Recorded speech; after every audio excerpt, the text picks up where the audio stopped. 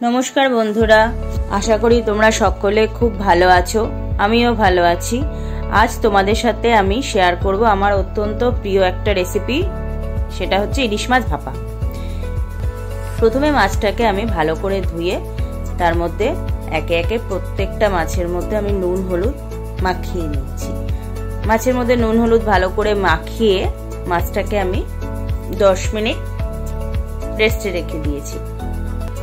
এবার একটা মিক্সিং বলে আমি কিছুটা পরিমাণ সাদা সরষে, কিছুটা পরিমাণ কালো সরষে আর কিছুটা পোস্ত নিয়ে তার মধ্যে কটা কাঁচা লঙ্কা আর অবশ্যই মানে সরষে পেস্ট করার সময় একটু নুন দিতে হয়, তাহলে কি হয় সরষেটা বাটাটার তেতো লাগে না। তাই জন্য আমি এতে একটুখানি নুন দিয়েছি, দিয়ে জল দিয়ে এটা একটা মিহি পেস্ট তৈরি করেছি। দেখো কি সুন্দর পেস্ট হয়েছে।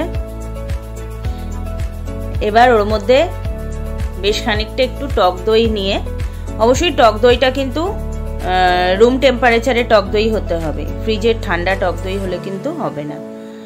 দিয়ে ওটা আরেকবার মিক্সিং জারে ঘুরিয়ে নিয়েছি, দিয়ে থালার মধ্যে পুরো পেস্টটা দিয়ে তার মধ্যে একটু হলুদ, লঙ্কার গুঁড়ো, নুন আর আমি এতে দিইনি যেহেতু আগে নুন দিয়েছিলাম, মাছেও নুন দেওয়া রয়েছে। সর্ষের তেল দিয়ে পেস্টটা ভালো করে মাখিয়ে নিয়েছি। এবার মাছের পিসগুলো ওর মধ্যে দিয়ে একে একে করে ভালো করে মিক্সিংটা মাছের গায়ে মাখিয়ে নিয়েছি। দেখো কি সুন্দরভাবে প্রত্যেকটা মাছের গায়ে আমি মিক্সচারটা মাখিয়ে নিলাম। এবারে আমি এগুলো একটা টিফিন বক্সে দেব। একটু টিফিন বক্সটা একটু আমি বড় নিয়েছি, ছড়ানো নিয়েছি, যাতে পিসগুলো একে একে ওখানে রাখা যায়, কারণ একটার ওপর একটা দিলে ঠিকঠাক হবে না বলে আমি ওই জন্য ছড়ানো একটা বক্স নিয়েছি। তার মধ্যে পিসগুলো একে একে দিয়ে তার ওপর এক্সট্রা যে মশলাটা ছিল সেটা পুরো দিয়ে দিয়েছি। 3-4টে কাঁচা লঙ্কার ওপর দিয়েছি, লঙ্কাগুলো কিন্তু আমি ছিঁড়িনি, গোটাই দিয়েছি। আর বেশ খানিকটা কাঁচা সর্ষের তেল আবার দিয়েছি।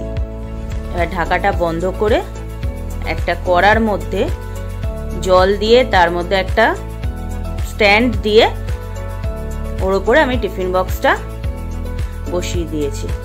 এবার ওর মধ্যে একটা ঢাকা চাপা দিয়ে রেখেছি যাতে ভাপেটা ভালোভাবে হয়।